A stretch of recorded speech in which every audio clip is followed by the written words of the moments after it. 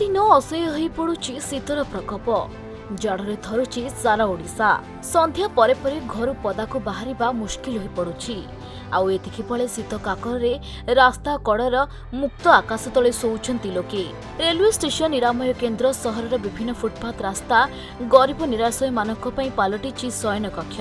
जेउठी शीत प्रकोपरु रक्षा पाइबा पई लोके स्वेटर जैकेट साल विभिन्न प्रकारर शीत वस्त्र परिधान करिथांती।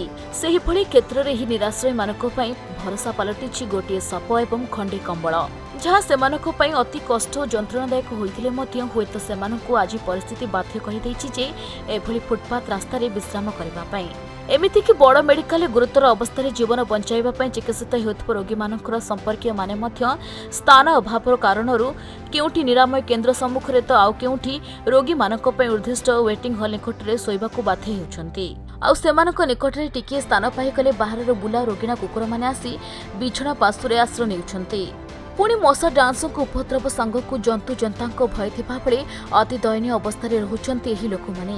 आउ सही रास्ता दे साधारण जनतांक ठर आरंभ करी बहु समाजसेवी बुद्धिजीवी प्रशासनिक कर्मचारी यातायात करुछंती, किंतु केबे भी एही दुर्भाग्यजन लोकक उपरे काहार भी दृष्टि पड़ु नाही।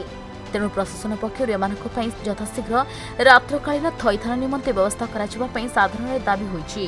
प्रशासन अवेयरनेस करिया पड़िबो जे रेस्टलेस लोकानो पई रात्र तांको पई कोटी कोटी टंका दिहाई तैयारी हेची। से माने जो मेडिकल रे किंबा बस स्टैंड रे किंबा रोड रे जो सोई रहउचंती जदि राति रे कोनोसी प्रकार एक्सीडेंट हैला सेमानकर जीवन प्रति भय रहिछि। अब सेमाने जदि मृत्यु वरण कले सरकार दायी हो। सेति पई प्रशासन को मोर निवेदन प्रशासन आकु स्ट्रिक्टली रूपे अवेयरनेस हेई सेमान को जणांतु जे रात्रि रे सोइबा अपेक्षा जो रेस्ट रूम कराई आश्रयस्थली कराई से आश्रयस्थली रे सेमाने सोइले सेमान जीवन प्रति विपद प्रति तांकर रक्षा पाई परियो। एवं सरकार मध्य जो कोटी कोटी टंका तैयारी करछि सेतिरे सेमाने मध्य कार्य लागि परियो। आजिरो डेट रे जो माने होमलेस अछंदी बेसहारा अछंदी सेमान पई जो सरकार विभिन्न प्रकार स्थान रे आश्रयस्थली मान करछंदी से आश्रयस्थली मान प्रॉपर तार देखा रेखा ही परनै जा द्वारा कि जो निरीह गरीब लोक मैंने फुटपाथ रे शोया बाध्य होचंदी।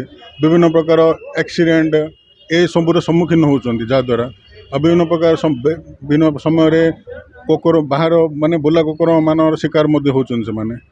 तो मु कहू चाहूँगी सरकार को टिके माने अनुरोध करिया चाहूँगी प्रशासन को जे उक्त आश्रयस्थली जो जो आश्रयस्थली सब अच्छी से आश्रयस्थली टिके सुचारू रूपे माने कार्यकारी हेले ई जो निरीह बेसहारा लोक माने जो माने फुटपाथ रे निज जीवन बाध्य होचंदी जीवन बिताबे से माने किछिटा उपकृत पाई परिबे। आपण जान भाई जो ठंडा चली ए ठंडा समय एमकेसी जो लोक मान पेशेंट आसंती तांकर जो सहाय करिया पे ताको साहाय्य करिया पे तांकर जो व्यक्तिगत लोक आसंती ताके शीत दावर सही करना जहाँ द्वारा बाध्य होइकरी ओ जगह कॉलोनी मंदिर जो सोचंती जहाँकि बहुत कष्टदायक विषय।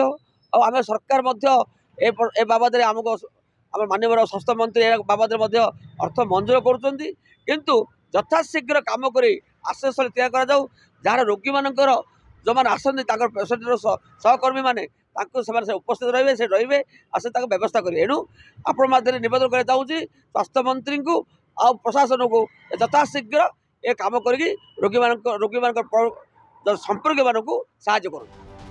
ब्रह्मपुर संजय कुमार विश्वाल रिपोर्ट खबर ओडिशा।